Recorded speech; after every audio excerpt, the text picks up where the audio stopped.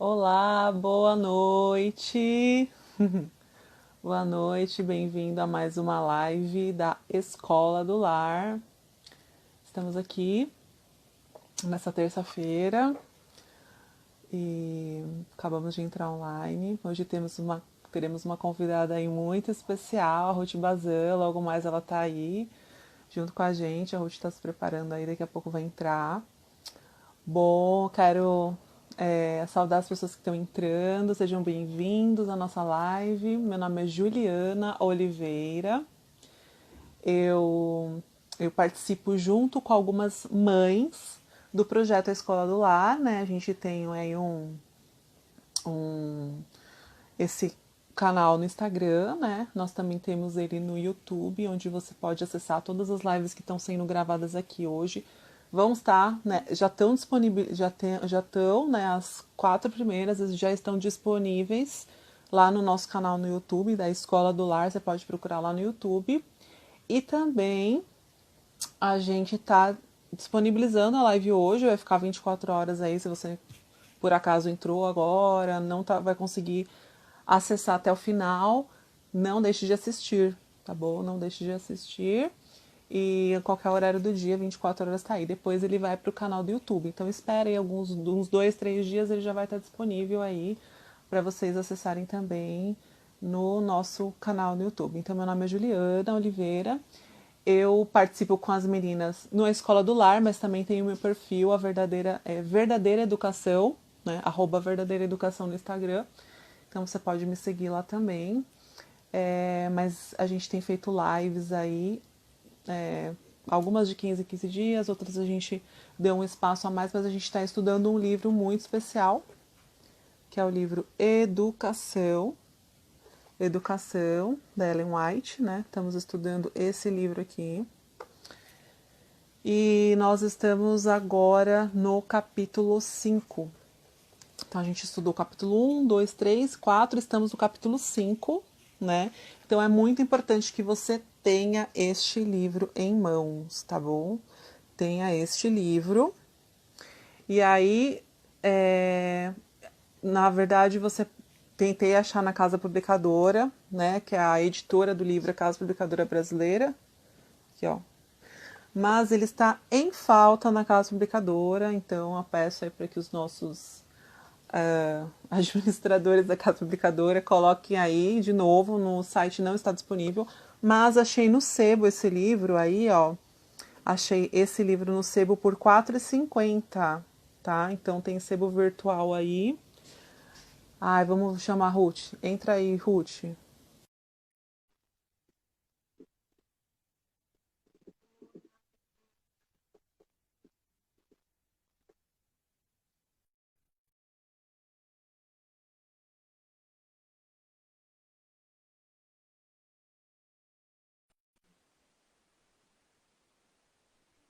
Ana, que legal. Ruth, que bom ter você aqui. Tá me ouvindo bem? Oi, Ju, tudo bom? Tudo bom? Boa Tudo noite a bom, Ruth? Então, todos. Um prazer estar aqui. que legal. Que legal, Ruth. Tá só um pouquinho baixo. Não sei se o pessoal tá vendo bem, mas acho que o seu só tá um pouquinho baixo, mas dá para te ver tranquilo aí. Que bom ter você aqui, Ruth. É um prazer, Ju. Bom, eu quero falar um pouquinho da Ruth, né? A Ruth Vazan, para quem não conhece ela, eles fazem parte do projeto Restaure. E eu trouxe aqui alguns materiais que eu sou super fã aqui do projeto Restaure, os devocionais que eu tenho aqui, vou pegar para vocês. Os devocionais são historinhas, né? Com os temas aqui para a gente colocar para as nossas crianças ouvirem e fazerem o cultinho delas, ouvir durante o dia. Muito legal, tem 3 CDs desse. E tem também os versos musicados, né? Os versos musicados do Projeto Restaure, que são muito legais. Tem a parte da narração, tem as musiquinhas, o volume 1, o volume 2 e tem o espanhol também. Então vale super a pena adquirir aqui, ó, Projeto Restaure, entra lá no site, tem a versão do CD e também tem a versão que você pode comprar o arquivo para você baixar. Então tem essas duas opções aí. É isso mesmo, né, Ruth? Tem o curso Verdadeira Educação também, que eu já fiz propaganda na semana passada, que as pessoas têm que adquirir esse curso. Eu já fiz, é maravilhoso e ajuda a esclarecer muito pra gente o que é a verdadeira educação, como a gente aplicar no dia a dia, né? Exatamente. E aí, Ruth, fala um Especialmente os pouquinho de temas do vocês. livro Educação. Então, nós estamos muito felizes de estar com vocês. O projeto Restaure já tem quase 10 anos, né? E a gente tem aprendido, e tudo que a gente aprende, a gente compartilha, né? Então, principalmente essa área da verdadeira educação, foi algo que nós não entendíamos no início, e Deus foi abrindo o nosso coração e foi enviando essa mensagem para nós, e hoje a gente tem o prazer de compartilhar, né? E Deus seja louvado Que legal, por tudo que Ele tem feito em nossa vida. que legal. Muito bom. Aí participa a Ruth, o esposo Davine, as filhas estão sempre presentes. Muito legal. A gente é super fã aí do projeto da Ruth. Espero que vocês entrem lá. Quem ainda não adquiriu, adquira lá seus materiais. Bom, Ruth, a gente hoje vai falar sobre o nosso livro aqui, né? Nosso livro Educação. Mas antes, vamos fazer uma oração, Ruth, para que Deus possa estar com a gente, possa estar nos abençoando e que o Espírito Santo possa estar guiando nessa live e esse momento tão especial aí que a gente vai abrir a palavra, né, e estudar um pouquinho sobre o plano de Deus para a nossa educação, né? Com certeza. Bom, vamos lá, vamos fechar nossos olhos e vamos orar. Querido Deus, agradecemos, Senhor, por esse momento especial e estamos aqui com a Ruth e também com todas as pessoas que estão ouvindo. Queremos te pedir a unção do seu Santo Espírito nesse momento, Pai, para que o Senhor possa falar através de nós. E que a tua palavra, Pai, possa calar fundo o nosso coração e principalmente possa nos mostrar e nos guiar o caminho que devemos seguir para a educação dos nossos filhos. Entregamos em tuas mãos, em nome de Jesus. Amém. Amém. Bom, Ruth, pode apresentar o capítulo para a gente. Começa, eu vou falando também, a gente vai conversando sobre ele.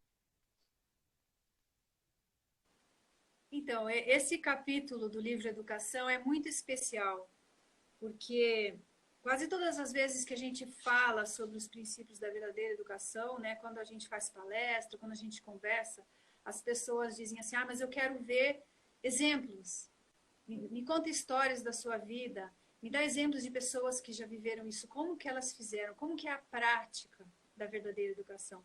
E o capítulo 5, né, a Sim. educação de Israel, é justamente o primeiro capítulo dentro do bloco de capítulos chamados ilustrações. Então, de 1 a 4 você tem os princípios da verdadeira educação e agora você começa, então, com as ilustrações, né? E a primeira ilustração, então, que seriam, assim, exemplos para a nossa vida, estão na experiência do povo de Israel. E eu espero que todo mundo tenha lido, né, esse capítulo, porque vai fazer muito mais sentido. Eu não sei se vocês combinam de ler antes, Ju, Bom, a gente não as combina pessoas de ler lerem. antes, né? A gente não combina de ler antes. A gente, na verdade, acaba fazendo uma exposição do capítulo, né? Realmente passando um resumo, mas é muito importante que as pessoas leiam também para que possam compreender melhor. Nada melhor que a gente mesmo lê, né? É. E a gente vê assim, no início do capítulo, como que era a vida dos patriarcas. Na verdade, depois de todo aquele período ali do Éden, né, que Deus explicou o plano da verdadeira educação, chega um momento que as pessoas, né, Adão e Eva saíram do Éden, agora a vida começa após o pecado, e os patriarcas, então, foram chamados também. Você vê na Bíblia o primeiro patriarca que é mencionado depois ali desse período do Éden, da Torre de Babel, foi Abraão. E mesmo Abraão, ele estava meio afastado de Deus, né? Ele estava lá morando numa terra de um povo pagão. Então Deus tirou ele de uma cidade, Deus começou a levar ele numa jornada, né? Então eu vejo assim, Deus sempre está educando o seu povo. Então Abraão foi educado, foi levado para um lugar especial onde ele poderia educar. E daí a gente vê no início do capítulo como que era a educação, então, das pessoas, né, após Abraão, ali Abraão, Isaac, Jacó, né? Ruth, só E é para nos dito que alguns... uma coisa que eu achei muito interessante aqui no começo, só para dar uma contextualizada na primeira parte, que no começo, realmente, a família era a escola, né? E os pais eram os professores. Então, Sim, vem disso daí, né? Vem primeiro com Adão e Deus, que onde Deus era o professor. Depois, após a queda, né? A gente vê que a família se torna a escola da criança, né? E os pais são os professores. E que eu achei interessante a parte da primeira página ali no final, que diz: mas os homens que se ativeram aos divinos princípios de vida moravam entre os campos e colinas. Então, sempre aquele povo que foi o fiel, né, o que ficou dentro dos princípios, eles sim. sempre estavam em lugares afastados, né? Eles sempre estavam no campo. Eu achei muito interessante essa parte aí, só para pegar esse comecinho aí e não perder. E fala que esse, esse modelo, né? A vida, a educação centralizada na família, os pais como educadores, e Cristo, ali fala, né? Cristo como representante do Pai agora, após o pecado, Cristo sempre foi o representante para o mundo, né? Caído. Mas fala que esse modelo eram as escolas que ofereciam as condições mais favoráveis para o desenvolvimento do caráter. Aí eu fico pensando, será que mudou? Eu creio que não. Com certeza não, Com né? esse modelo onde os pais são educadores, com Cristo dirigindo, vamos dizer assim, Cristo é o diretor da escola, os pais são os professores e os filhos são os alunos. Esse era o modelo que era mais favorável ao desenvolvimento do caráter. Com certeza continua sendo. E aí a gente vê também, logo no início, que existiam duas classes de pessoas. As pessoas que se afastavam de Deus, fala que eles construíam cidades, congregavam-se nelas, né? Estavam ali envolvidos no luxo e no vício. E aqueles, o lado contrário, aqueles que permaneciam com Deus, permaneciam dentro do plano de Deus, morando no campo, seus filhos trabalhando ali junto com eles. Eu achei muito linda essa descrição ali. Eles eram cultivadores do solo, guardas de rebanhos, uma vida livre, independente, com oportunidades para trabalho, estudo e meditação. E fiquei pensando, né? Isso é aquilo que alguns de nós estamos tendo o privilégio de viver hoje, nesse exato momento que o mundo está tão conturbado, né? Se a gente tem esse privilégio, a gente tem essa liberdade, vamos dizer assim, e de desenvolver o nosso caráter de um modo mais completo. É verdade. Então, esse era o início, Uhum. né? Eu achei interessante que ele frisa, né? Que ela frisa, na verdade, Ellen White. Os que se afastavam de Deus construíam cidades, né? Então, a gente vê que os homens de princípio moravam entre os campos e cultivavam solo. Então, eles tinham uma educação integral, que era tanto a passar a mensagem, né, bíblica através da palavra, eles mesmos falavam, eles mesmos ensinavam, e também a parte prática, né, onde eles estavam ali dia a dia aprendendo um ofício, aprendendo a trabalhar, então eles se ocupavam, né? E acho que isso falta muito hoje, né? Crianças, a gente vê que as crianças são confinadas, cada vez mais presas, cada vez menos participam da realidade de um lar e não tem um trabalho físico, não tem essa parte física e por isso que acaba gerando tantos problemas, né? Eu vejo assim, esse é um desafio, e eu tenho certeza que muitos dos que estão nos assistindo possivelmente não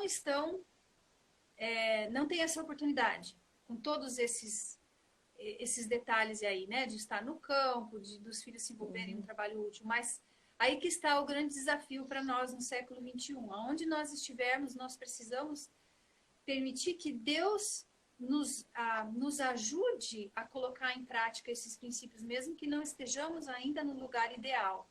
E é exatamente isso que a gente vê na parte seguinte, né? Uhum. Do povo de Israel ao sair do Egito. Eles não estavam no lugar ideal. Mas mesmo assim, Deus proveu para eles tudo o que eles precisavam para praticar os princípios educacionais de Deus. E o que eu acho mais interessante aqui na segunda página, que falam que quando eles foram tirados do Egito, os próprios pais, eles eram escravos, né? Então eles eram ignorantes, indisciplinados e degradados, né? Os próprios pais eram muito corrompidos, né? Eles tinham pouco conhecimento de Deus e pouca fé. Então, tipo, praticamente eles não tinham nada, assim, o que seria necessário para eles seguirem o plano de Deus, né? Então, eles estavam totalmente degradados, assim, estavam totalmente fora. Então, para Deus trazer eles para o plano realmente, né, dele, ele precisaria trabalhar muito com esse povo para que eles começassem a andar no caminho certo. Eles estão totalmente degradados. E eu não tinha, acho que foi bom essa reflexão, porque eu não tinha parado para pensar nessa parte, né?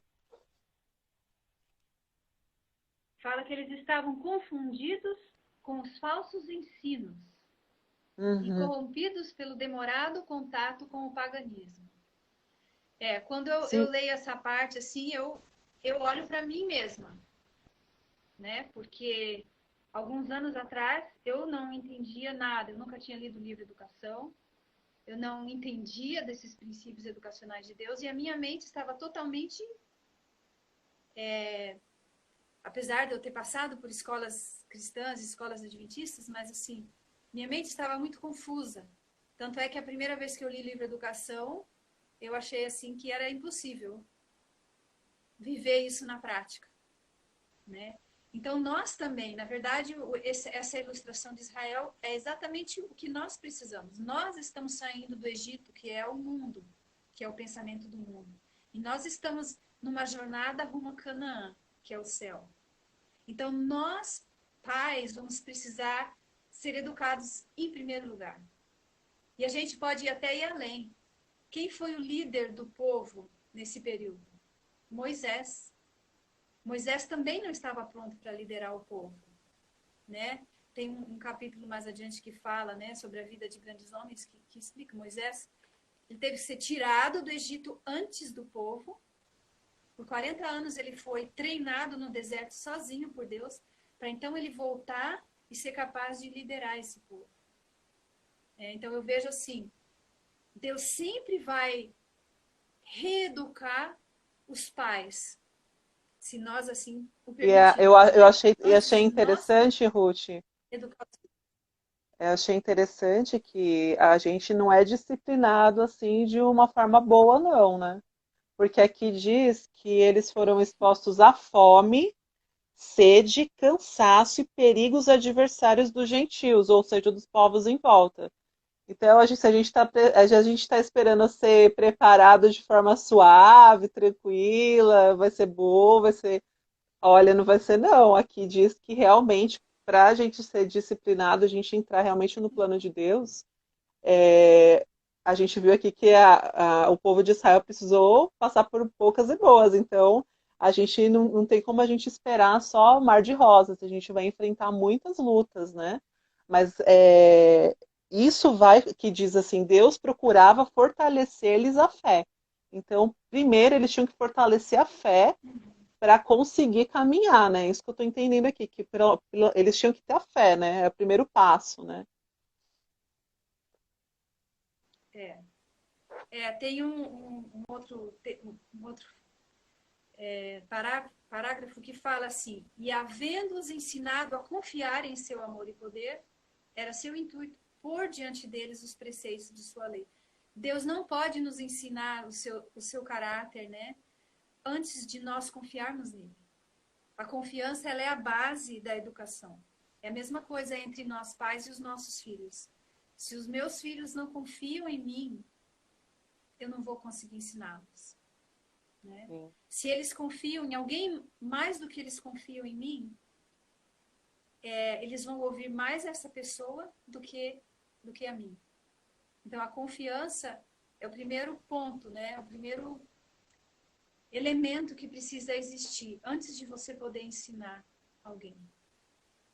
Muito É isso interessante isso mesmo. também. Isso mesmo, né? Deus, ele tem que. A gente tem que confiar totalmente em Deus para ele transformar a nossa vida e nós precisamos, como você falou, os nossos filhos precisam confiar em nós para que realmente a gente consiga burilar esse caráter, né? Porque a gente não consegue, sem a ajuda de Deus e também sendo uma influência, a influência principal nos nossos filhos, de conseguir isso, né? E assim foi Deus também, mostrando aqui na parte do começo da jornada deles que eles precisavam de fé, e para isso eles precisavam confiar, né? Para depois Deus entregar a parte dos 10 mandamentos, né? Ali no Sinai. Continuando aí, é, é importante a gente lembrar, né, qual é o objetivo da verdadeira educação. Se a gente voltar lá no início do livro, né, o objetivo é restaurar no homem o conhecimento de Deus. No Éden, Adão e Eva iriam conhecer a Deus cada vez mais, cada vez mais. Nós perdemos muito do conhecimento de Deus com a entrada do pecado, né? Tudo aquilo que revela Deus para nós, a natureza, tudo foi afetado pelo pecado. Então, no caso do povo de Israel, uma das maneiras que Deus achou adequado ou próprio para eles conhecerem o caráter de Deus foi construindo o santuário, o Uhum. tabernáculo, né? Então, o santuário era um símbolo da presença de Deus, era visível, porque o povo estava vindo de uma cultura onde existiam muitos ídolos, né? E tanto é que a primeira oportunidade que eles tiveram, eles construíram um ídolo, porque eles queriam ter algo mais palpável, né? E Uhum. Deus então construiu o tabernáculo, algo visível, algo colorido, cheio de cores, de sons, de perfumes, tudo, né? Que atraía os sentidos dele, para que eles, através, né, dos serviços no tabernáculo, pudessem conhecer a Deus, porque a imagem de Deus tinha sido apagada da mente deles durante aqueles anos no Egito. Né? Ele fala muito isso, que os anos de escravidão foram tão impactantes, né? Degradaram tanto eles que eles perderam totalmente a noção de quem era Deus, perderam totalmente a noção da fé, de tudo que eles deveriam seguir, né? Qual o plano que eles deveriam seguir. E o santuário, eu achei muito interessante essa parte do santuário, né? E como eles, como você falou, né? Eles tinham deuses, eles tinham ritos pagãos, eles precisavam de alguma coisa visível para que eles sentissem, para que eles vissem realmente a presença de Deus, né? E o santuário foi algo que realmente veio como uma educação, né? Eu vejo aqui, e eu li em alguma parte aqui, que o objetivo do santuário era trazer essa educação para eles, do plano da redenção e da presença de Deus, né? Ali no meio deles. É, antes mesmo, né, deles construírem o santuário, eles tiveram aquela primeira experiência com Deus no Sinai, né? Que Deus falou com eles, eles tremeram. Foi quando a lei foi dada, né? Deus passou diante de Moisés, mas as pessoas ainda, o povo mesmo, né? Ainda tinha muito medo de Deus. A imagem que eles tinham de Deus também era de um Deus que talvez que fosse até tirano para eles, né? Porque os exemplos, os modelos de Deus que eles tinham no Egito eram deuses vingativos, deuses que castigavam, né? E eles ainda tinham essa dificuldade de entender o amor de Deus, a misericórdia de Deus, né? Então a gente vê que naquele primeiro contato com Deus, eles temeram. Então depois, através da construção do santuário, através dos sacrifícios oferecidos ali, eles tiveram então a oportunidade de conhecer o Deus amoroso, o Deus misericordioso. E eu achei interessante o Ruth que E fala aqui também que eles Eles não tinham noção do pecado, né? Eles não tinham noção. Então, o santuário mostrava para eles também o quê? Que eles pecavam, que eles precisavam se arrepender, que um animalzinho inocente ia morrer no lugar deles, para eles terem a noção de que realmente um dia viria Cristo para morrer no lugar deles, né? Então eles tinham perdido isso na mente deles com os anos de escravidão. É. E o santuário veio para isso também, né? O santuário com os E eu, ritos, eu os fiquei lendo essa sacrifícios. parte aqui que fala. Pode falar. Eu penso que Deus foi tão misericordioso porque, ao mesmo tempo que ele estava instruindo os pais, ele também estava instruindo as crianças. E todos os ensinos de Deus, ainda na lição de hoje falou isso, né? Os ensinos de Deus, eles são simples. A lição da Escola Sabatina falou isso. Eles são simples tanto para adultos quanto para crianças. Né? E o santuário, qualquer criança que entrasse, não sei quem aqui já teve a oportunidade de ir um daqueles aqueles modelos de santuário, né? Aqueles Muito legal. construídos mesmo, tudo é interessante para criança. Você tem cores, você tem brilho, você tem os animais. Então eu vejo assim como Deus ele é tão misericordioso. Ele trabalha com os pais, mas ao mesmo tempo ele trabalha com os filhos. E aquelas E uma, lições profundas são compreendidas de forma tão simples, né? Com símbolos. eu achei interessante também que fala, Ruth, que foi muito interessante a parte do santuário para eles. Por quê? Porque eles precisavam trabalhar para construir esse santuário, né? Então, eles precisavam achar pessoas capazes, né, para fazer esse trabalho. Eles precisavam ofertar, eles precisavam dar aquilo que eles tinham para que o santuário fosse construído. E fala aqui que o trabalho útil, né, ajudou eles muito também nesse processo de aprendizado, né, nesse processo de realmente construir o santuário. Foi muito importante eles construírem juntos, porque não foi uma coisa pronta, né, dos ó, é isso daqui, é esse daqui o que vocês vão adorar. Não, eles mesmos tiveram que construir com suas próprias mãos. Então, esse trabalho manual, esse trabalho útil que eles fizeram, ajudou muito no processo da educação, o que acontece muito com as crianças, que a gente precisa trazer na prática. Não adianta só ficar na teoria. Você precisa mostrar, você precisa construir, você precisa mostrar na prática como funciona e tal. Então, achei muito interessante essa lição que Deus usou, né? A parte prática, o trabalho útil também nessa questão do santuário para educar eles, né? E naquele momento ali, pensa bem, todos eles eram escravos, tinham acabado de sair do Egito. Não existiam pessoas com habilidades específicas que eles iam precisar agora para trabalhar com ouro, com os metais preciosos, para trabalhar com os tecidos, com os bordados, né, com a madeira.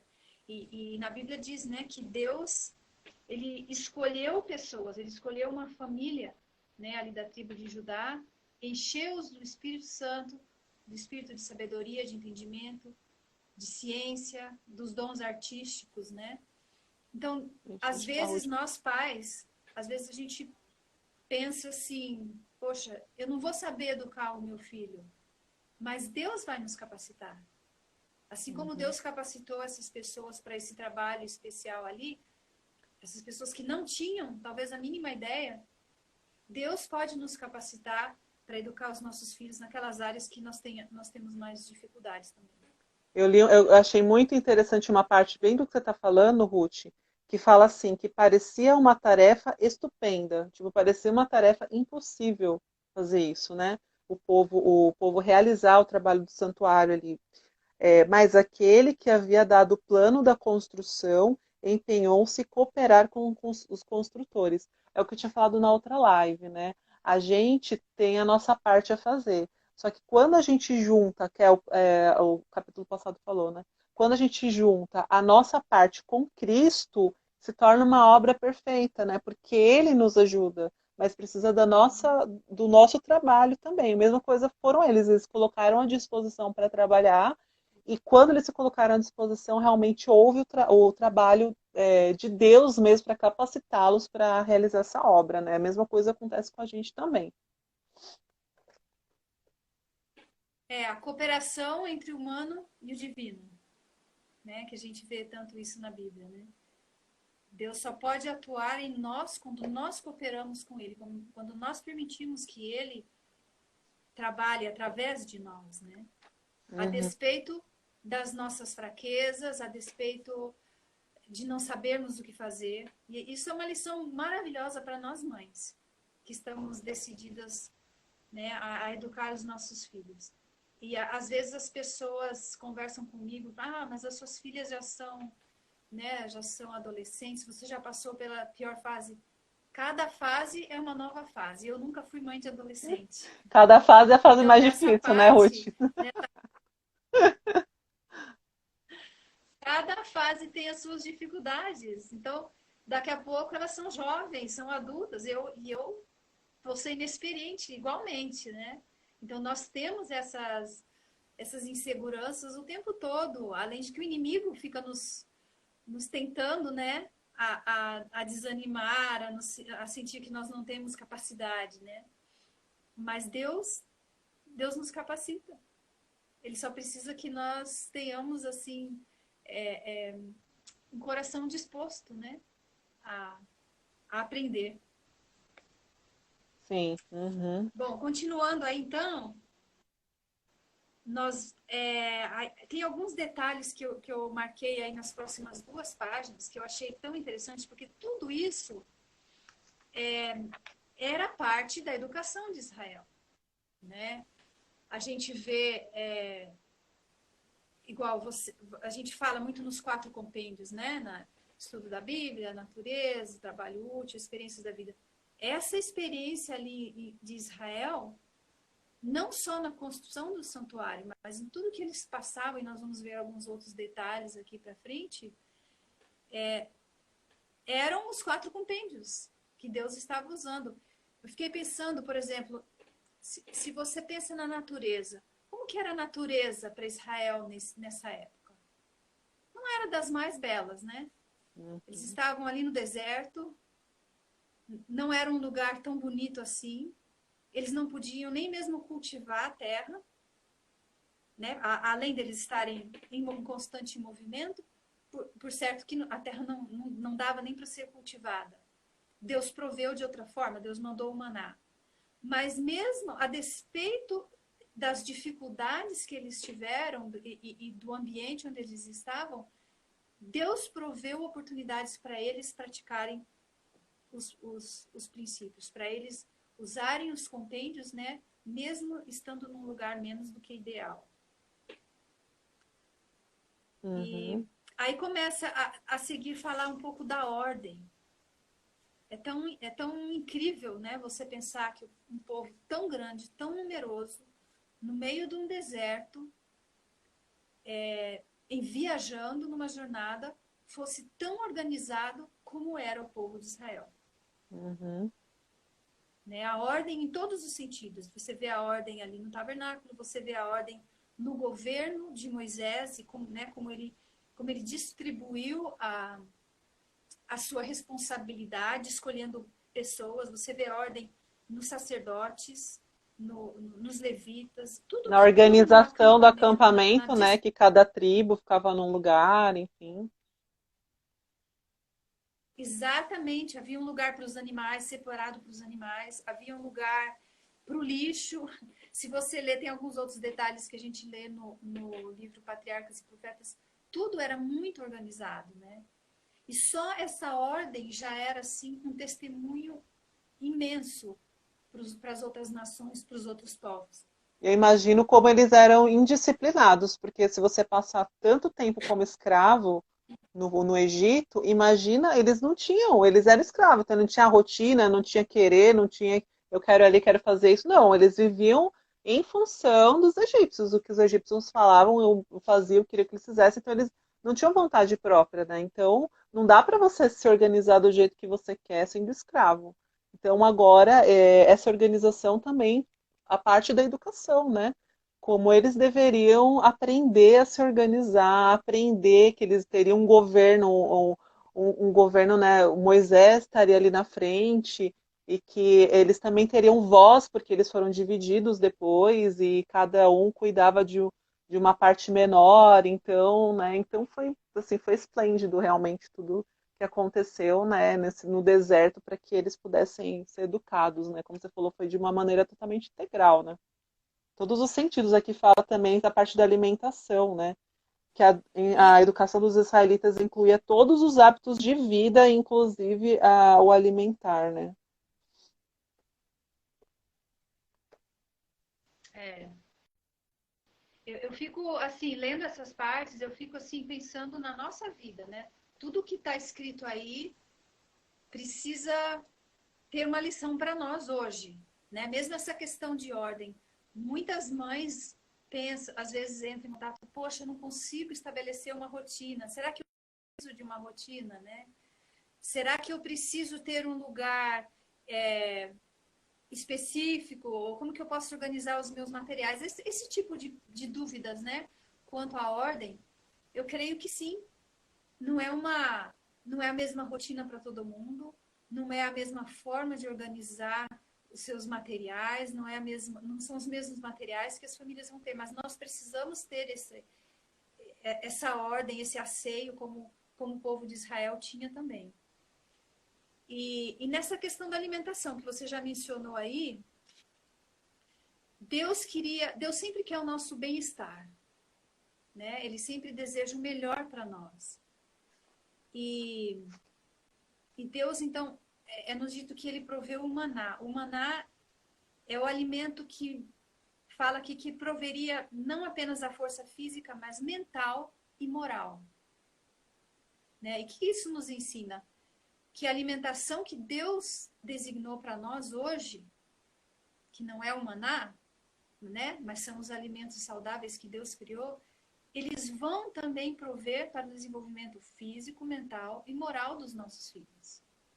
Então, se eu quero que o meu filho se desenvolva, né, desenvolva um caráter semelhante ao caráter de Jesus, a alimentação é importante na educação dele, faz parte da educação dele também. Sim, é muito importante, né? Tanto que eles saíram de uma alimentação totalmente carnívora, enfim, cheia de condimentos e coisas, e foram para o maná. Então, você fala assim, nossa, como Deus é radical.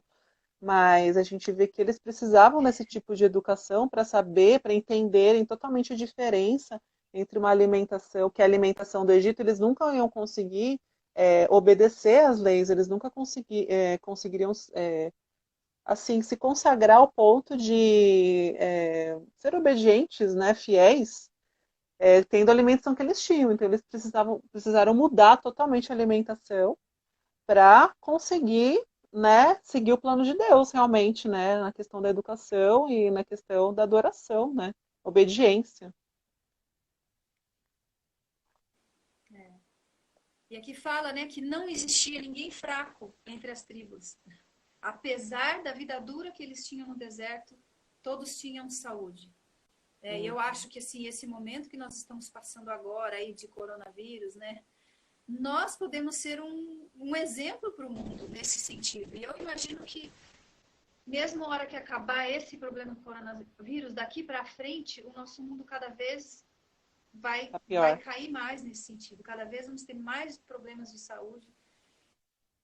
Vai ser disso para pior, né? E parte do nosso testemunho como filhos de Deus nos últimos dias vai ser exatamente isso, a nossa saúde, né? A saúde completa, integral, físico, mental, né? E espiritual, que nós vamos estar demonstrando através do nosso estilo de vida. Isso mesmo. Continuando, Vamos lá. vamos continuar. A próxima parte é interessante, fala um pouquinho da nuvem, né?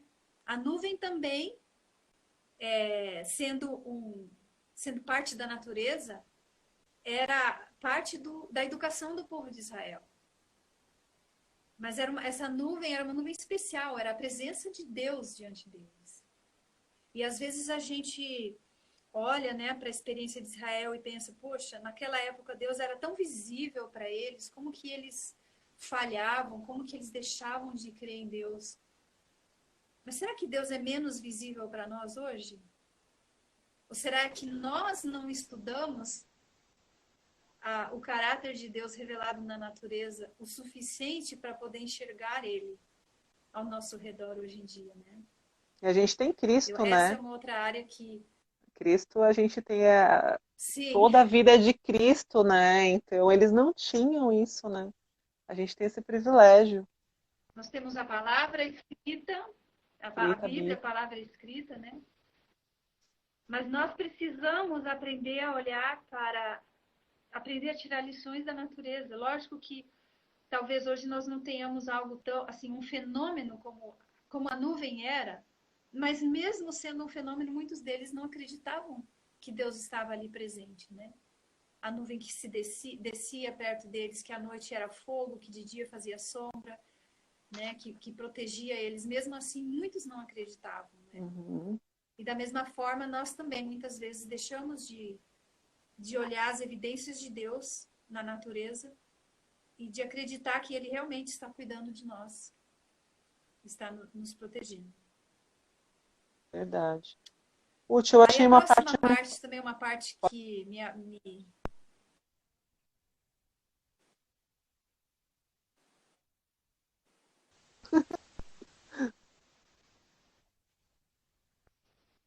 eu já estou indo para a parte dos cânticos, mas se você quer falar É do alguma coisa Cânticos, é dessa dos parte anterior, Cânticos que eu pode ia falar. falar. Dos Cânticos. Pode falar. Tá bom, vou falar aqui o que eu achei interessante, tá? Então, eu achei interessante que eles precisavam fixar as coisas na mente, né? Como que eles iam fixar esses ensinamentos que eles estavam tendo, né? Os mandamentos de Deus, a jornada que eles tiveram aí durante a libertação do Egito, enfim, as histórias, né? E muitas coisas eles precisavam memorizar e foi usado música e cânticos, né? Então, fala assim, muitas vezes na jornada se repetia este cântico, animando os corações, acendendo a fé nos viajantes peregrinos. Mandamento, eram os mandamentos, né? Os mandamentos conforme foram dados no Sinai, com promessas de favor de Deus, então, e referências às suas maravilhosas obras, e seu livramento, foram por direção divinas expressas em cântico. Então, eles cantavam, né? Achei bem interessante, né? Eu sabia que eles cantavam, mas eu não tinha me atentado para essa parte dos mandamentos. E que realmente para ficar na mente das crianças, eles iam no caminho, eles iam cantando, eles levantavam acampamento, estavam de dia, de noite estavam cantando. Então esses ensinamentos fixavam na mente, né? Muitas vezes é difícil da música. Tudo fica vejo pelas músicas aí do Projeto Restaure, que a gente ouve, a gente desliga o som, as meninas continuam cantando os versos e tal, e às vezes em alguns momentos eu vejo assim, que elas estão em alguns momentos, elas repetem o verso, sabe? Repetem a música ou repetem o verso, sabe? Exatamente onde está na Bíblia, porque realmente elas foram cantando, né? Então, como é importante a música, né? Como é importante para fixar os ensinamentos, né? E essa parte que foi muito legal. Eu já ouvi, alguns teólogos acreditam que todo o Pentateuco era cantado. Não apenas, aí fala dos mandamentos, né? Mas todas as leis, toda a história que Moisés escreveu era cantada pelo povo de Israel, porque naquela época eles não tinham a palavra escrita. A palavra de Deus era, era, era eram as orientações que tinham vindo lá desde o Éden, e as pessoas iam memorizando isso e eles iam falando. Depois veio os 10 mandamentos, e Moisés então escreveu a história, mas assim, não haviam cópias que as pessoas pudessem compartilhar. Então, a melhor maneira de memorizar era através da música. E esses cânticos eram ensinados de geração após geração, né? Eles eram até que a palavra de Deus foi escrita. Depois nós vemos lá na frente, nos períodos dos reis, que todos os reis que passavam por uma experiência de conversão e queriam purificar o povo, o que eles faziam? Eles mandavam trazer os livros da lei e eles liam para o povo. E a gente sabe também que a memória deles nessa época era muito melhor que a nossa hoje em dia. Então, eles memorizavam tudo. Isso era transmitido de pai para filho, para neto, né? Agora, hoje a gente, infelizmente, perdeu essa capacidade. A nossa memória é muito limitada, né? E a música ajuda nisso, né? E eu achei uma Os coisa textos muito bíblicos interessante cantados aqui, podem Ruth, ajudar. que fala assim, ó, elevavam-se seus pensamentos acima das provações e dificuldades do caminho. Então, o que acontece? Muitas vezes a gente está em luta, está em provação, está em dificuldade, está mal, está angustiado, está estressado, enfim. Se a gente ouve uma música que nos eleve, claro, um hino, um verso bíblico cantado, a gente o quê?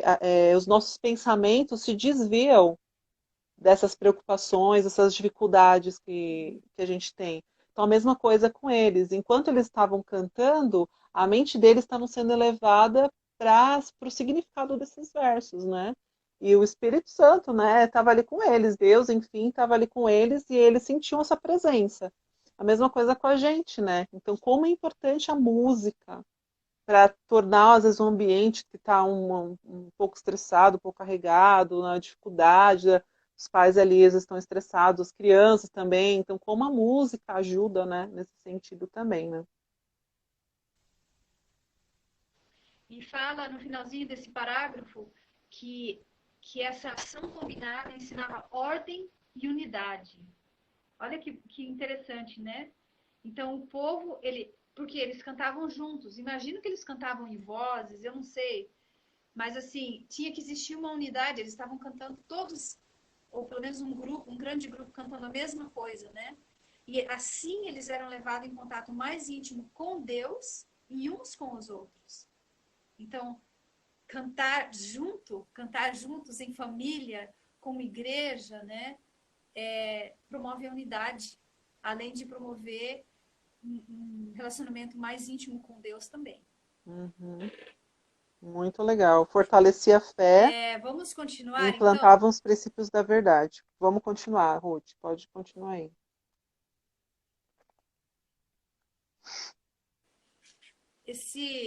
No finalzinho, não sei como é o seu livro aqui, meu livro é dos antigos, O mas meu é esse daqui, ó.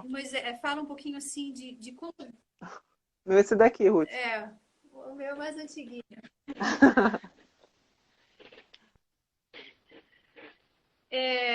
Fala como Moisés, um texto que Moisés diz em Deuteronômios capítulo 8, fala assim, né? Como o homem castiga seu filho, assim te castiga o Senhor teu Deus, para te humilhar e te tentar, para saber o que estava no teu coração, se guardarias os seus mandamentos ou não.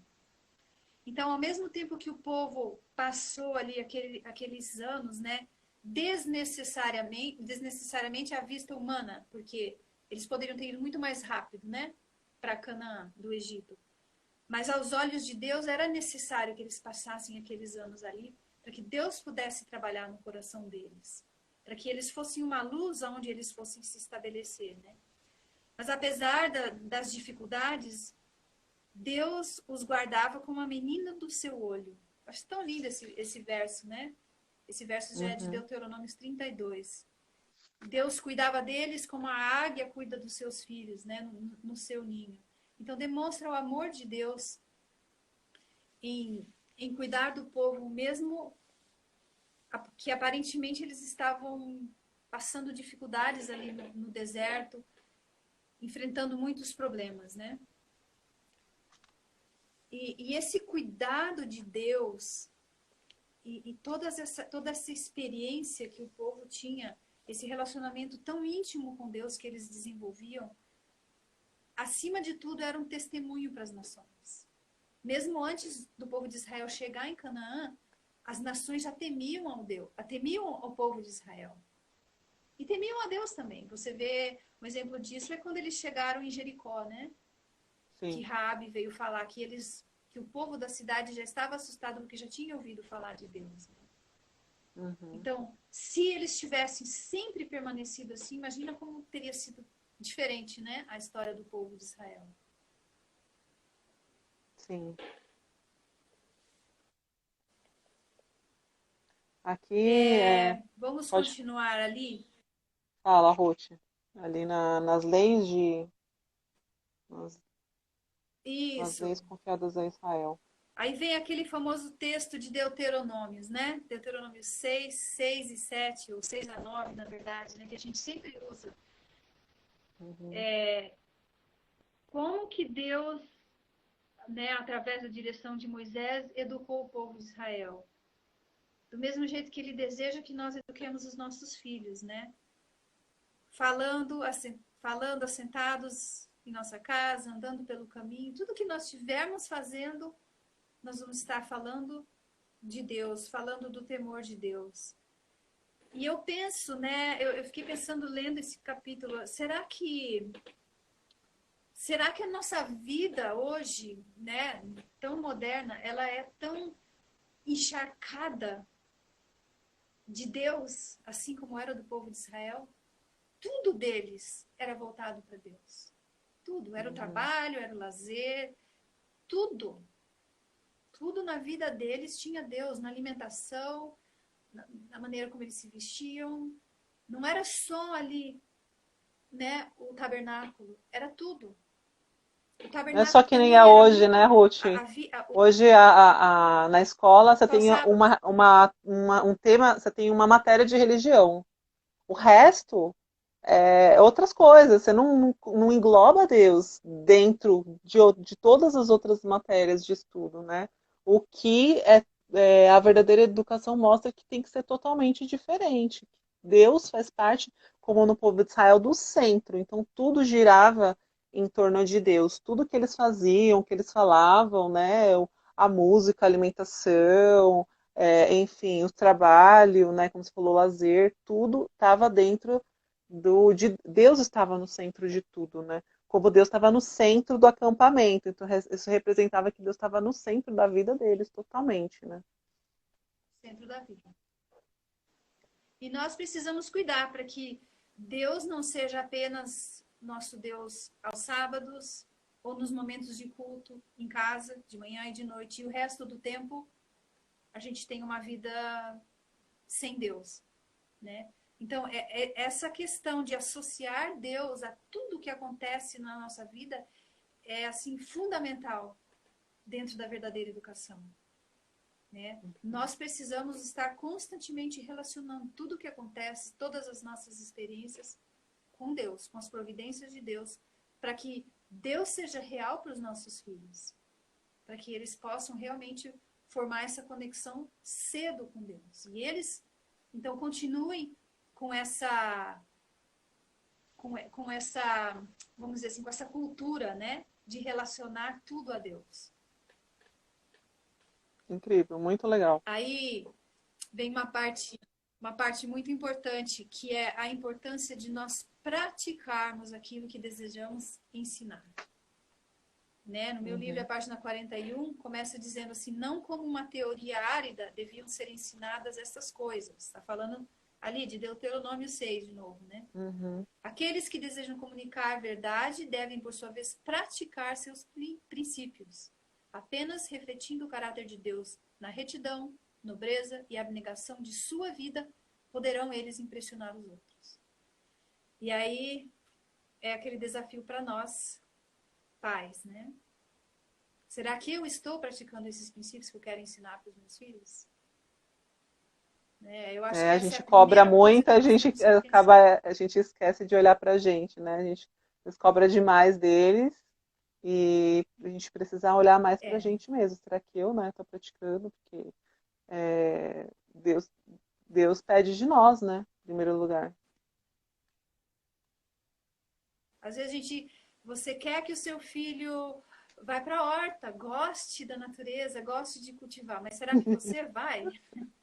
Será que você Verdade. está junto com ele? Eles estão observando tudo, só vão fazer o que a gente faz, né? Porque não vão fazer o que a gente não faz, né? É, tem Uhum. mais um parágrafo aí que eu tenho que ler, que é muito especial. Fala assim: no lar e no santuário, mediante as coisas da natureza e da arte, no trabalho e nas festas, na construção sagrada e pedras comemorativas, por meio de métodos, ritos e símbolos inumeráveis, Deus deu a Israel lições que ilustravam seus princípios e preservavam a memória de suas maravilhosas obras. E então, quando surgiam perguntas, a instrução que era dada impressionava o espírito e o coração. muito linda essa parte, né? Além de toda a vida deles, além de tudo que apontava para Deus, ainda tinha essa questão, né? Quando surgiam perguntas, quando surgiam dúvidas, né? Eles tinham oportunidade de contar. Então, nós precisamos, às vezes a gente quer ensinar algumas coisas para os nossos filhos que parecem, assim, difíceis demais para o nível deles, né? Se você tem crianças pequenininhas. E aí você fica assim, meio, ele não vai entender, então eu não vou ensinar. Mas não, a gente deve explicar.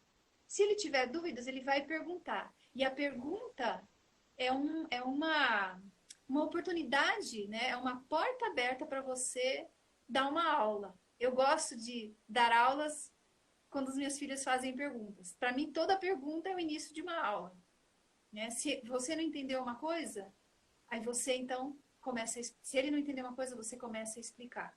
E aí você inicia uma aula e ele tem uma motivação intrínseca, ele tem uma motivação que vem de dentro dele, de querer saber a resposta. Achei bem Muito interessante legal. essa parte. Muito legal. Isso é uma coisa muito importante, você trabalhar com interesse, né? Você trabalhar com o interesse da criança, do jovem, do adolescente, enfim, porque realmente ele vai estar ávido ali, vai querer buscar, vai ser uma grande oportunidade para você ensinar várias coisas, né? Várias matérias, dentro daquele próprio assunto você pode explorar de muitas formas. Né? Uhum. Vamos seguir, Ruth. Na próxima parte aí, então A gente tem acho que uns 5 minutos só, viu?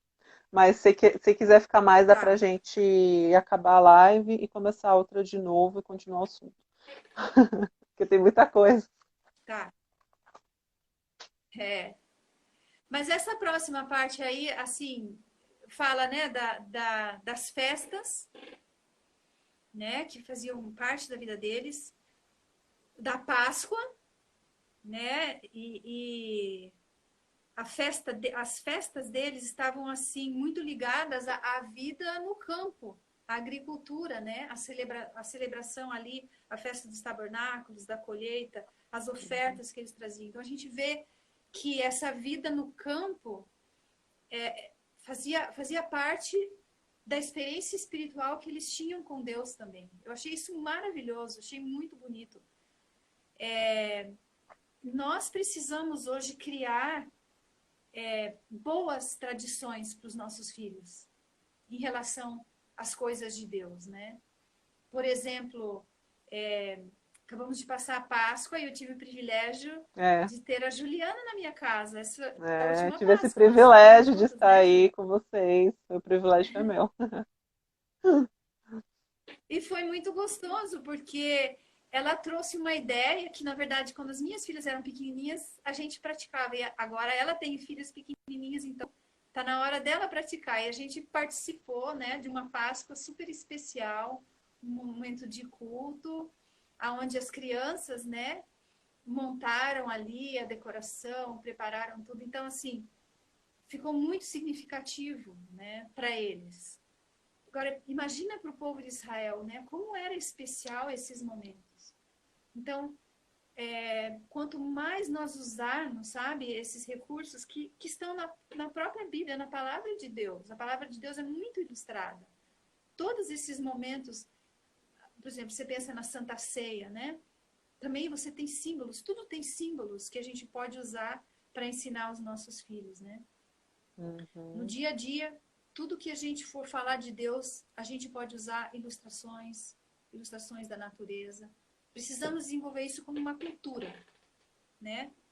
As nossas famílias, de participar e de comemorar esses momentos especiais com Deus, com ilustrações, com cânticos, com lições espirituais que vão ser memoráveis para os nossos filhos.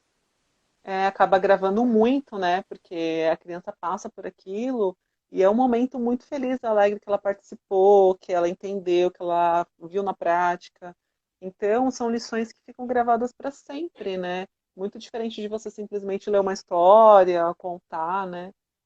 Bom, a gente está terminando a live aí, Ruth. Eu vou estar falando aqui que está quase terminando, mas eu queria agradecer muito a sua presença. muito mesmo. Que Deus te abençoe muito. Obrigada por estarmos aqui. E que Deus abençoe seu ministério, nós como pais, né? Para que a gente possa seguir o exemplo do povo de Israel, né? E ser educado aí na escola do mestre, que é a nossa. Aí. Oi, gente, estamos entrando de novo aqui. As pessoas estão pedindo para a gente continuar a live. Então, entramos aqui de novo. Deixa eu me reconectar aqui. Tava falando com a Ruth já e aparecendo um monte de mensagem que vocês queriam que continuassem a live. Então, vamos continuar. Vou chamar a Ruth de novo, tá bom? Porque acho que esse tema é muito importante, muito especial. Então, merece aí a gente continuar, né? Deixa eu colocar aqui meu tripézinho. Não consegui. Que bom, né, Alessandra, Thalita, estavam aí na torcida pra gente continuar. Deixa eu ver aqui, deixa eu chamar a Ruth. Volta aí, Ruth. A Ruth.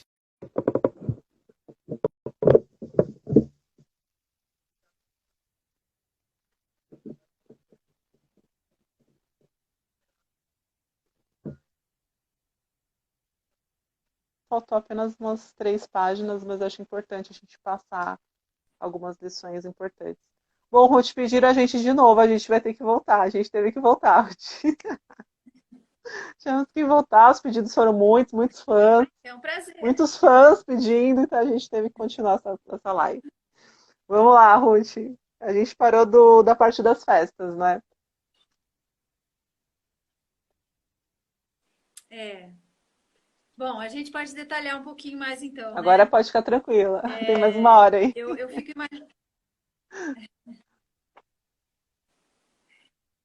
eu fico imaginando, né, como, como era maravilhoso esse plano de Deus. Tem uma citaçãozinha aqui que eu perdi, que estava um pouco na introdução dessa parte, que fala assim: nos arranjos para a educação do povo escolhido, manifesta-se o fato de que a vida centralizada em Deus é uma vida de perfeição. Olha que lindo! A vida centralizada em Deus é uma vida de perfeição, né? Hoje a gente fala muito, né, em buscar a perfeição de caráter.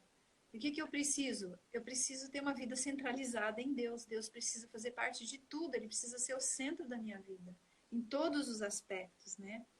E daí então entra nessa parte, né, das festas e comemorações, né? Deus é o autor da beleza e ele é o amante do belo. Então ele faz questão de prover para os seus filhos momentos e oportunidades, né, para desfrutar de tudo aquilo que é belo. Deus também provê as nossas necessidades sociais.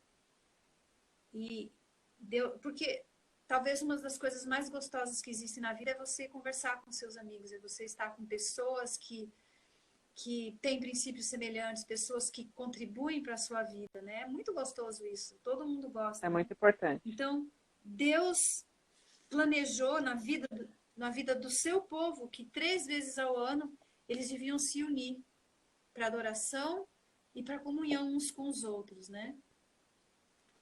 Então essas festas que existiam, a princípio, só os pais e os filhos, homens, né, era exigido que participassem, mas é nos dito que todo mundo gostava de ir, as mães, as crianças, né? E, inclusive, existia uma abertura também para que o estrangeiro, os levitas e os pobres participassem, né? Então, eu fico pensando, essa festa, por exemplo, dos tabernáculos, né? Que eles montavam as cabanas. Depois que eles já estavam em Canaã, teve muito mais significado para eles, né? Porque eles se lembravam dos anos que eles tinham vivido no deserto, né? Então eles montavam as cabanas, eles cantavam, eles decoravam. Nesse momento era um dos principais momentos quando eles passavam a experiência para os seus filhos, né? Tanto decorando a história através da música ou através dos versos falados, né? Então assim, a impressão que eu tenho é que era assim um super congresso, maravilhoso em meio à natureza, de comunhão com as pessoas e de adoração a Deus. E acho que Nós não temos mais é tanto isso interessante que eles estavam hoje em em dia nos família, tempos. né? Como a família era um núcleo tão importante, né? Onde sempre, você vê que era só exigido dos pais e dos filhos homens, mas toda a família queria ir, toda a família queria estar junto, toda a família participava dos cânticos, ouvia as histórias, caminhava junto, participava das festas. Por quê? Porque a família, todo mundo queria estar perto da família, né? A gente vê hoje que a gente teve uma dissolução assim da família. Cada um está no seu canto, no seu trabalho, cada um está no seu celular, cada um está fazendo as suas coisas, é tudo separado, né? Então a gente vê que tinha muita essa unidade, né? Porque como os pais eram os próprios professores, e aqui na página 41 fala que os pais eram tanto a escola como a igreja das crianças, né? Então, a gente vê como era importante esse núcleo. A família era tudo para eles, era Deus no centro, a família em volta, né? E quão é importante a gente trazer isso de volta, né? O pai e a mãe tá em sintonia, tá em união, saber, assim, tá em harmonia com de pensamento, de propósito, junto com os filhos, né? E estarem todos juntos, os filhos amarem estar perto dos pais, amarem fazer as coisas com os pais. Hoje a gente vê a sociedade, cada criança num canto, cada criança num tablet, num quarto e tal, a gente precisa realmente resgatar, né, essa unidade, a família como centro ali, né? Deus no centro e a família em volta, né, desse centro que é Deus, assim, né? Então achei muito importante essa parte.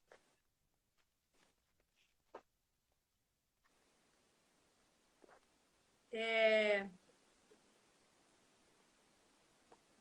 uma outra coisa, você falou aí, né, que a família era a igreja, a escola.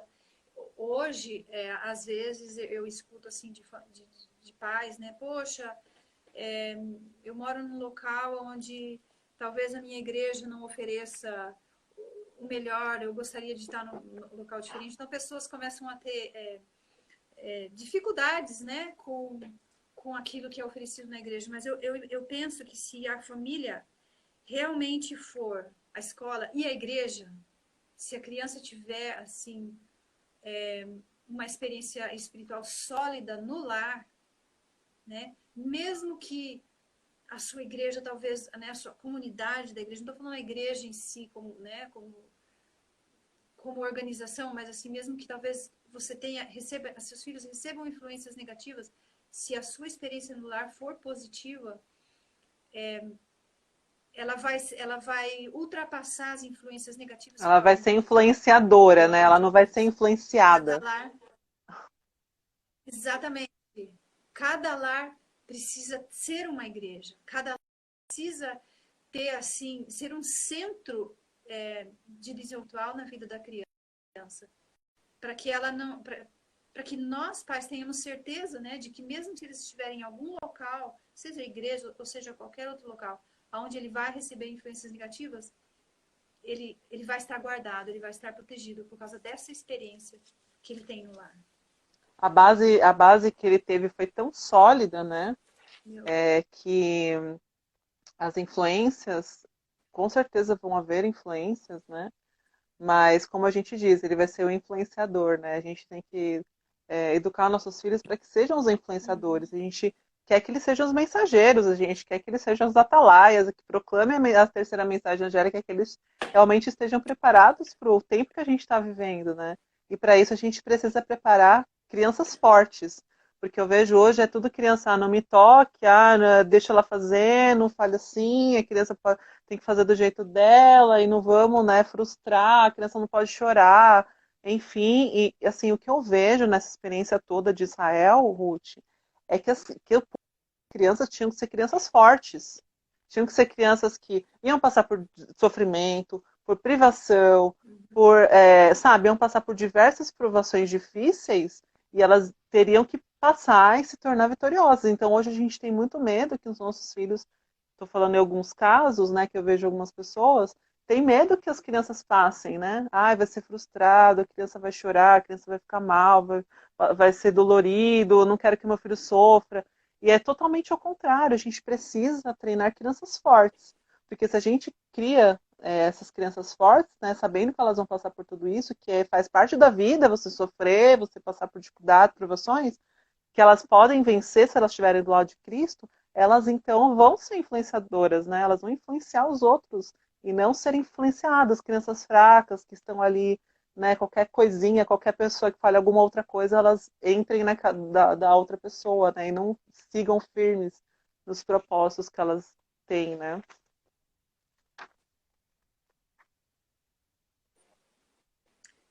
Eu acho que isso que você falou me relembrou aqui, né? Quando a Ellen White fala da parte assim de disciplina dos nossos filhos, ela sempre usa duas palavras, amor e firmeza.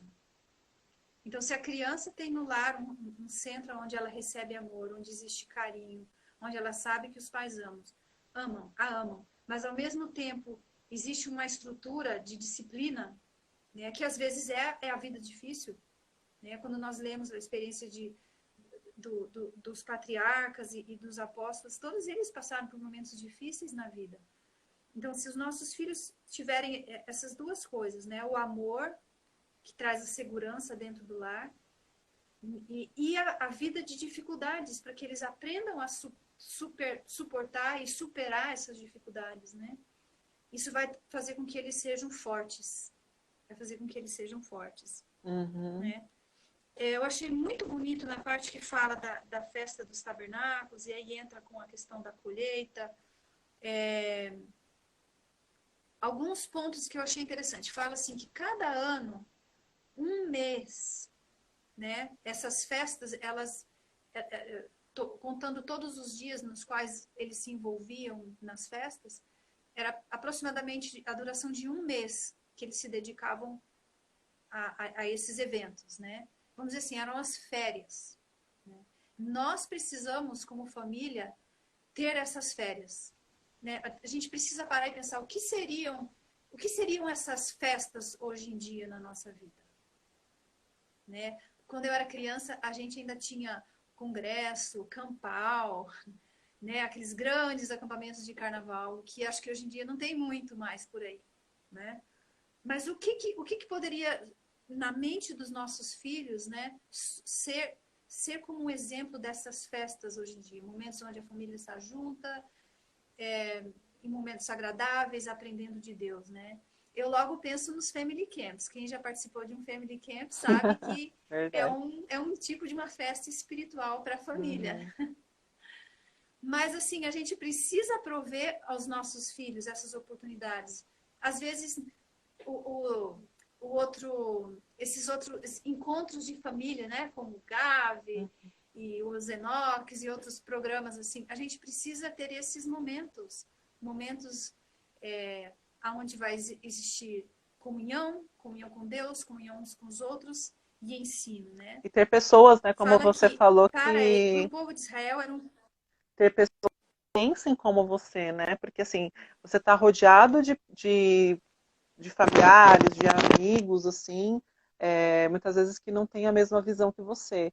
Mas eu vejo assim como é importante a gente buscar esse relacionamento com famílias, com pessoas que têm o mesmo pensamento. Porque assim, se eu tenho um estilo de vida e eu só convivo com outras pessoas que têm um estilo de vida totalmente diferente do meu, como vai ser difícil para os meus filhos, né? Agora, se, por exemplo, eu tiver uma rede de amigos, eventos, como você falou, Family Camp, Junior Camp, momentos do GAV, nos nossos encontros presenciais da verdadeira educação, como é importante para a criança ver que tem crianças ali que comem o mesmo que ela, que se vestem do mesmo jeito que ela, que brincam do mesmo jeito que ela, né? Que tem os pais que têm os mesmos princípios. Isso reforça a educação, né? Reforça, tipo, a criança vê, nossa, tem outras crianças que vivem na mesma realidade que eu vivo, né? E como é importante isso realmente. Essa questão das festas, né, onde eles se reuniam, eles iam, né, eles estavam junto do povo deles, eles reforçavam entre eles aquilo que eles acreditavam, né? Então isso é muito importante, principalmente as crianças vão crescendo, vão virando adolescentes, e aí você precisa reforçar isso neles, né? Os princípios estando em volta de pessoas também que pensam e vivam da mesma forma, né? Tem o mesmo, estão trilhando o mesmo caminho. e ao mesmo tempo que reforça, prepara eles para serem um testemunho, né? Porque às vezes uma preocupação que eu vejo assim, muitas famílias falam, não, nós temos que ter um projeto missionário para testemunhar para os de fora. Sim, isso faz parte da nossa vida, mas o maior testemunho que nós podemos dar é a nossa vida, né? Quando as famílias, quando o mundo olha e vê uma família bem organizada, bem estruturada, que se ama, né? Onde os membros se amam, a Espírito de Profecia fala, esse é o melhor testemunho, vale mais do que todos os sermões que possam ser pregados, né? Então nós precisamos enxergar a nossa família como um projeto missionário, né? Que a nossa vida vai ser um testemunho, né? Não que nós não vamos ter contato com os outros, nós vamos ter.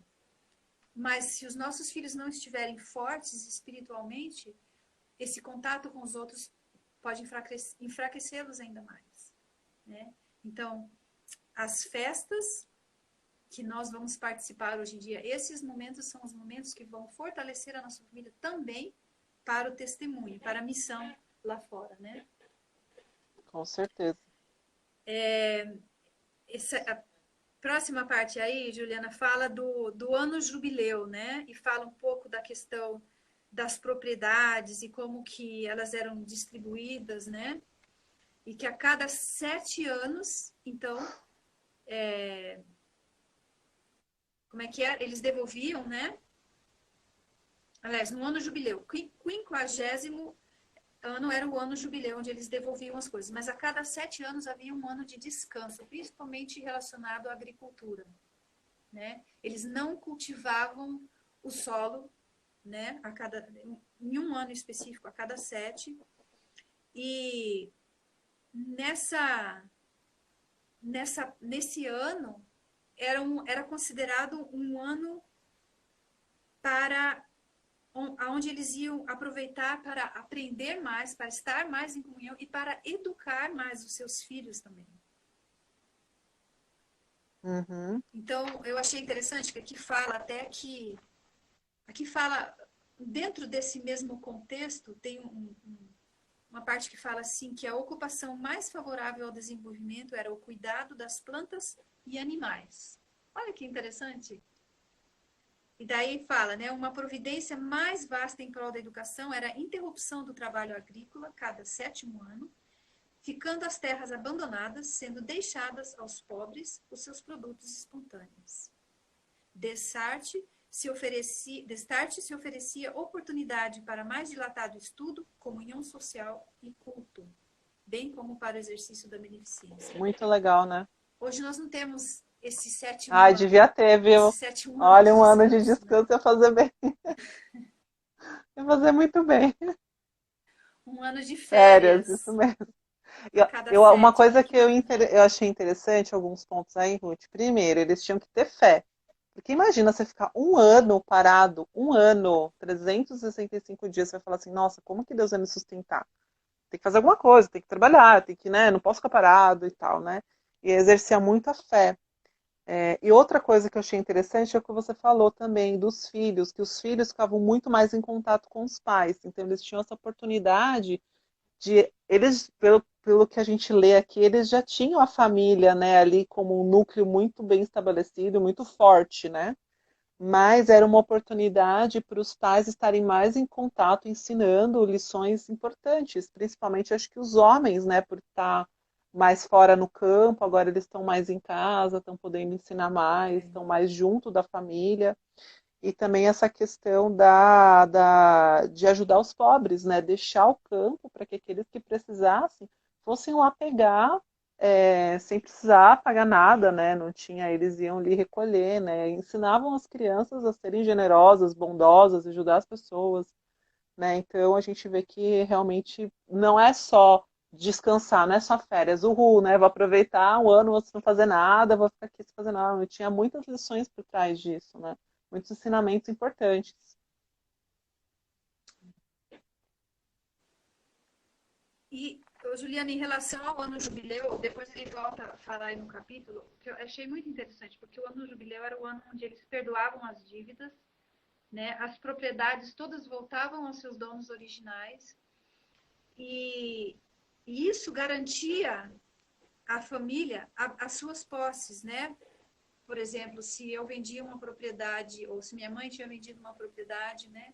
Daí 50 anos a propriedade voltava, ia beneficiar quem? Os filhos, né? Ia beneficiar a mim e as minhas filhas, né?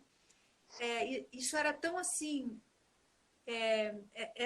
foi uma forma que Deus viu de, de garantir que o seu povo ia estar bem economicamente também, né? Deus nunca desejou que o seu povo fosse miserável, né? Nós não podemos ser gananciosos, mas a prosperidade também faz parte da vida daqueles que estão com Deus, né? E esse ato deles devolverem, né, deles resgatarem as propriedades, também era um símbolo da redenção, né? Do que Deus faz por nós.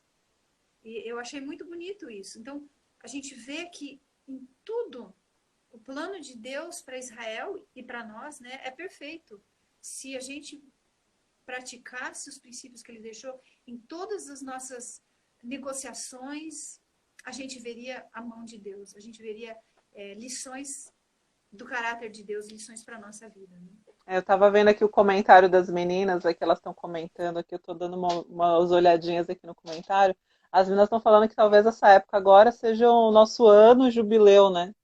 Onde a gente tem que estar parado aí, muitos pais aí em casa, sem trabalhar, ou perder emprego, ou estão em quarentena, enfim, ou estão em casa, e tendo uma oportunidade de ouro para resgatar realmente esse núcleo da família, né?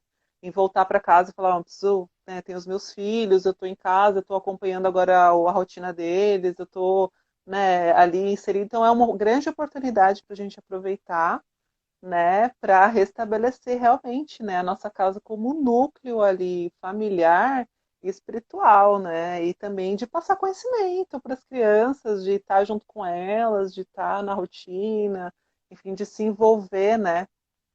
Eu achei interessante aí, muito legal, meninas. Obrigada aí pelo comentário e se tiverem dúvidas, vão colocando aí que eu estou dando uma olhadinha.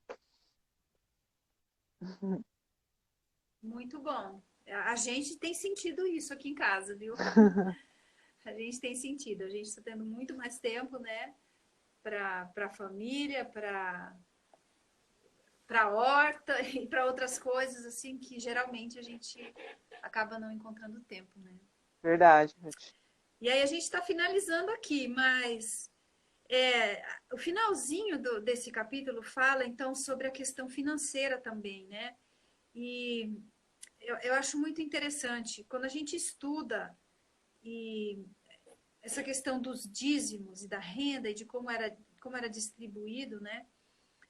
Nós vemos que eu ouvi um sermão uma vez que explicava isso, eu achei muito interessante. O povo de Israel, na verdade, eles usavam 25% da renda deles. Nossa, dez era por muito. cento era o dízimo, 10% era o dízimo, né? Uhum. 5% era dedicado para participar dessas festas, né? Então, às vezes a gente fala assim, eu não tenho dinheiro para ir nesses eventos. Na verdade, você está dando uma oferta a Deus. Tinha que fazer essa poupancinha lá, Não é né? que você vai tirar. Depositando todo mês lá para você ter. Exatamente. Ótima ideia aí, Ruth, Eu hein? Tô acho que se a gente for curtindo. trazer assim para atualidade, se a gente for trazer para a Ótima ideia para atualidade, participar dos né? Tudo eventos aquilo que aí do você canal. investe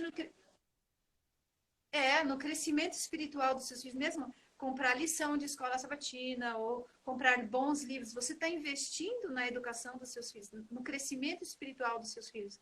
Eu acredito que isso é uma oferta a Deus, não é um gasto, né? Não é uma despesa Com certeza. secular, é uma oferta a Deus. Mas os outros 5% eram levados para o tabernáculo como. Isso não está escrito aqui nesse capítulo, né? Mas a gente tem conhecimento disso. Quem quiser essa informação, eu posso passar. A gente tem. Uhum. 5% ia para o santuário, né? Como oferta. E outros 5% era oferta para os pobres, né? Que na verdade era tirada a cada 2 anos, parece. né? Então, esse é um outro aspecto, né? Os nossos filhos muitas vezes não nos veem ajudando aos pobres, aos necessitados, porque a gente fala, eu não tenho o suficiente para mim, eu não tenho o suficiente para dar. Mas se eu já separo dentro do meu orçamento essa oferta, ela está sendo uma oferta para Deus, né? E os nossos filhos vão ver que a nossa família é uma família que está sempre contribuindo para os outros, é uma família que tem condições. Por quê? Porque ela está sendo fiel aos princípios de Deus. Uma coisa que a gente fez Então, aqui, até Ruth, mesmo só trazendo um pouquinho para a as. prática, a gente fez aqui os cofrinhos, né, para exemplificar para Ana Clara, o cofrinho da Uhum, poupança, né, onde ela vai guardar o dinheirinho ali. Ela tem o cofrinho dela do dia a dia, que ela compra algumas coisas que ela quer, o da poupança que ela vai guardar para uma coisa especial, e o cofrinho da ajuda aos necessitados. Então, todo o dinheiro que ela ganha, ela precisa, além de né, separar o dízimo, claro, e as ofertas, ela precisa colocar nesses cofrinhos, né? E precisa colocar no cofrinho da ajuda ao próximo. Então a gente vai juntando dinheiro e vai, né, ajudando as pessoas que precisam. Então a gente precisa incutir na criança desde pequeno a importância de ajudar, né? A importância de você se preocupar, a importância de ter empatia, alguém está passando necessidade, eu preciso ajudar, né, eu preciso me envolver. E a gente separar, a gente não chegar na hora, eu não tenho, eu não tenho, não tenho, não tenho. Claro, você não separou, você não juntou aquilo, você não se programou para aquilo. Então, na sua cabeça, você nunca vai ter esse dinheiro, né? Mas é importante, como você falou, você uhum. ter um dinheiro já separado, receber o seu salário, já faz lá os cálculos, ó, esse daqui é para ajudar os outros, esse daqui eu vou guardar realmente, como você falou, para um evento, para um material que eu quero comprar, que realmente vai ajudar, entendeu? Então é importante a gente fazer separar, né, e fazer isso, porque vai ajudando os nossos filhos a se organizar também, né? É, a gente teve assim uma experiência muito marcante. A gente também fazia os cofrinhos, né? Até hoje as meninas têm, né, a organização financeira delas lá. E, alguns anos atrás, houve um momento em que a gente estava assim com uma certa dificuldade, mas nós tínhamos reservado e nós tivemos a oportunidade de ajudar uma família com muito mais do que nós tínhamos para nós mesmos na época. E eu vou dizer para você, eu lembro que a gente foi no mercado, fez uma compra enorme para uma família que estava muito necessitada. Fizemos uma visita e ainda demos dinheiro para eles pagarem algumas contas que estavam atrasadas. E assim, já é gostoso quando você ajuda alguém, né? E quando tudo está bem com você. Agora, quando você ajuda alguém e você não tem tanto assim para você mesma, é assim uma experiência, é um prazer muito maior, porque você está 100% nas mãos de Deus. Você tem que confiar 100% que, apesar de você estar dando aquilo que você não tem para o seu próprio gasto, Deus vai completar, Deus vai pagar, Deus vai te recompensar, né? Muito importante. Então, é uma experiência de fé muito grande. A gente precisa desenvolver isso regularmente, né? E os nossos filhos precisam fazer parte dessa experiência. Sim, é muito importante. Nossa, essa parte do capítulo E aqui eu eu achei gostaria incrível. de ler esse último parágrafo. Pode ler, Ruth. Esse último parágrafo, o conhecimento de Deus, a companhia dele no estudo e no trabalho, a sua semelhança no caráter, deviam ser a fonte, os meios e o objetivo da educação de Israel. Então, são três coisas aí, ó. O conhecimento dele, de Deus, a companhia dele em todas as atividades e a semelhança no caráter. Essa é a fonte, esses são os meios e esse é o objetivo, era o objetivo da educação de Israel, né? Educação comunicada por Deus aos pais e por estes dados aos seus filhos. Então é maravilhoso, né? O plano de Deus. Nós precisamos conhecê-lo, nós precisamos estar em comunhão com ele, e aí então nós vamos refletir o seu caráter. E essa é uma experiência que eu preciso ter como mãe, nós como pais, para então nós comunicarmos aos nossos filhos. E acho que esse é o apelo de Deus para nós, né? Sim, é muito importante que É maravilhoso. eu até falei na última live, né? a gente não consegue dar aquilo que a gente não tem. Então, se eu não tenho tempo de qualidade com Deus, se a minha comunhão é fraca, se eu não tenho uma intimidade com Deus, né, tudo o resto vai ser prejudicado. Então, começa com a minha devoção pessoal, com a minha comunhão, com o meu conhecimento ali, o conhecimento que eu tenho de Deus, né? O meu conhecimento de Deus. E isso não se faz com 5 minutos de culto, com 10, com 15. E olha, hoje em dia, para passar o que, né, tudo que a gente está passando, se eu não ficar 1 hora estudando e orando, estudando, e né, naquilo ali eu não consigo passar o meu dia, entendeu? Bem, assim, então, eu vejo que assim, a gente tem uma responsabilidade muito grande como pais, né? A gente tem, não adianta falar, os nossos filhos, assim, meu sonho é apresentar meus filhos, minhas filhas para Deus quando ele voltar. Então, é uma responsabilidade muito grande. Então, a gente só pode entregar esses fardos, né, nossos na mão do Senhor e pedir a unção do Santo Espírito para dirigir aquele dia para que a gente consiga ter força, consiga ter discernimento, consiga fazer as coisas da melhor maneira possível, só por Jesus mesmo, só por Ele, né? Então, é o que eu venho animando, assim, a todo mundo que está ouvindo, todas as mães e pais, enfim, que estão ouvindo, que é importantíssimo, né? Que é o primeiro, né? O nosso conhecimento de Deus, o nosso conhecimento de Deus e a companhia dele. A companhia é o dia inteiro. Senhor, o que que eu faço agora? Tem gente que fala assim, gente, eu não tenho criatividade com os meus filhos, eu não sei como fazer as coisas da natureza, eu não sei como ensinar as coisas para eles. Assim, a companhia de Deus que vai te ensinar a como fazer cada coisa. Então, se cada momento, Senhor, agora o que que eu faço? Qual é o próximo passo? Agora, como que eu devo fazer? Agora, né? Então, Deus vai dando tudo isso, né? A criatividade, o tato, a forma de você agir, o que você tem que fazer. Então, é uma relação muito íntima que você tem que ter realmente para que você consiga prosseguir com o seu dia a dia e consiga chegar no final do dia e falar, gente, nossa, realmente tive muitas lutas, mas Deus me deu a vitória nesse dia, né? Acho que é a maior recompensa, né? Pelo menos pra gente, que é mãe, né? Uma recompensa muito grande. Amém. E falando nessa experiência pessoal, ô Juliana, eu acho que assim vale a pena fazer um apelo para todos que estão nos escutando aí. É maravilhoso essa iniciativa de fazer esse estudo do livro Educação aqui, né? Essas lives. Mas se cada mãe não lê esse livro, em particular, pedindo para o Espírito Santo revelar para ela, os pais, não só a mãe, né? Revelar para eles o plano de Deus, ou como esse plano de Deus pode ser aplicado na realidade deles, porque cada família tem uma realidade. Se cada pai e mãe não fizer isso, não vai adiantar muito, né? Porque a experiência é pessoal, é minha com Deus. Eu preciso estudar os princípios e eu preciso saber como aplicá-los à minha vida. E o Espírito Santo vai nos dar esse discernimento, né? Então eu apelo, se você nunca leu o livro Educação, e outros também, mas pelo menos o livro Educação, Educação. leia urgentemente, Esse, pessoal, educação. tá? Você já Aqui, está ó. Olha, atrasada. Ruth, eu tenho que te Você já falar está muito que esse atrasada, por livro não favor. tem na Casa Publicadora. Está em falta no site da Casa Publicadora. Apelo aos administradores dessa editora que coloquem esse livro novamente no site para vender, porque não tem. Eu não achei nos céus, nem nas casas publicadoras aqui de Nossa, São Paulo. Sabe onde eu achei, Ruth? No Sebo, estantevirtual.com.br, digite lá, Educação, Ellen White. Eu comprei um livro essa semana, novinho, R$ 4,50.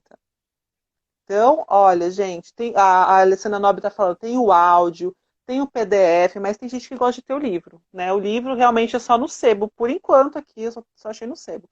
Mas a gente tem as outras formas, mas é importantíssimo ter o livro e estudar, não adianta só ter, porque ele pega poeira lá na estante, não adianta nada, né, Ruth? Tem que abrir. E assim, o que a gente está falando aqui é a nossa leitura. A gente leu o capítulo, a gente estudou e a gente está discutindo aqui. Só que assim, se cada pessoa não abrir por ela mesma e estudar, não vai ter o mesmo efeito. Vai ser só duas pessoas aqui falando para vocês, mas o Espírito Santo só vai tocar no coração de vocês se vocês realmente não. e transformar, né? Se vocês realmente lerem, né? Por vocês mesmos. É isso aí. Que Deus abençoe a cada um, hein? Muito bom, gente. Nessa busca, né? Nessa busca é importantíssimo. Gente, eu não sei se tem alguma dúvida, se alguém quer perguntar alguma coisa. Aproveite, gente, que a Ruth está aqui, ao vivo com vocês. Então, se alguém tem alguma dúvida, quer falar alguma coisa, agora é o momento que a gente chegou no final do nosso capítulo. E no próximo, Ruth, olha, o capítulo 6 vai falar da escola dos profetas, ó. Tá muito legal esse capítulo aqui também, né, Ruth? Você já acompanhou aí? Muito bom. É Capítulo. maravilhoso. E esse capítulo tem um capítulo no Patriarcas e Profetas que fala especificamente da escola dos profetas também. Então é legal ler, de repente, né? Fica aí uma dica para antes da próxima live, ler esse capítulo e ler o do Patriarcas, que eu não me lembro qual é o número, mas o título é Escola dos Ah, legal. Profetas. Então vamos estudar o Educação e o Patriarcas e Profetas também com o mesmo tema. Bom, que bom, meninas. Aqui está perguntando qual foi o sebo que eu comprei. Eu entrei no estantevirtual.com.br. Lá tem vários sebos do Brasil inteiro. Então, você digita o nome do livro, ele aparece diversos sebos do Brasil que tem esse livro. Então, tem vários sebos que tem o livro Educação. Então, você entra lá, você compra tudo por lá e chega em casa direitinho. Eu já fiz vários, já comprei vários livros lá, tá bom? Então, é bem garantido. Então, vale a pena procurar o livro Educação. Então, Ruth, vamos terminar com uma oração? Sim, vou só falar mais uma dica. Fala, Ruth. Muitas igrejas receberam aqueles kitzinhos, assim, que tem acho que uns 5, 6 livros de Espírito e Profecia. E, se não me engano, tem um deles que tem o livro Educação. E às vezes isso fica amontoado lá na igreja, na salinha do Ministério Pessoal. Então, dá uma perguntada também na sua igreja. Né? Muitas, ou na própria associação, às vezes, né? Tem esses materiais que estão lá, que são materiais, às vezes é uma edição mais simples, né? Mas dá para você ler também e aprender, né? Uhum, Então, é uma opção também. legal. Vamos então orar, Ruth? Você pode orar para a gente? Então, vamos orar? Posso. Querido Deus e Pai, muito obrigado, Senhor, por essa oportunidade de estarmos aqui, reunidos em Teu nome, mesmo à distância, discutindo, conversando sobre esses princípios tão maravilhosos que o Senhor deixou para a nossa vida, Pai. Senhor, eu sei que cada família aqui tem uma experiência única, tem suas dificuldades, tem recebido bênçãos únicas e tem uma forma única de se relacionar contigo, Pai, e também de educar os filhos. Mas mesmo dentro dessa diversidade toda, Pai, nós sabemos que o Teu Espírito pode nos alcançar e pode nos unir nos princípios que o Senhor deixou para nós. E neste momento, Pai, eu peço a unção do Seu Santo Espírito sobre cada lar que está aqui presente, participando dessa live. Que o Senhor possa abençoar cada um, dando discernimento, abrindo a mente para saber como melhor educar os filhos e, acima de tudo, como manter comunhão contigo, Pai, para ter essa sabedoria no momento em que mais precisam. Esteja com cada um de nós, nos dê uma boa noite de descanso. Em nome de Jesus. Amém. Amém. Ruth, grande abraço, obrigada. Obrigado, pessoal, ficaram até aqui na nossa segunda live. Abraço para Que Deus todos. abençoe vocês, gente. Uma boa noite, tá bom? Boa noite Boa a noite. todos.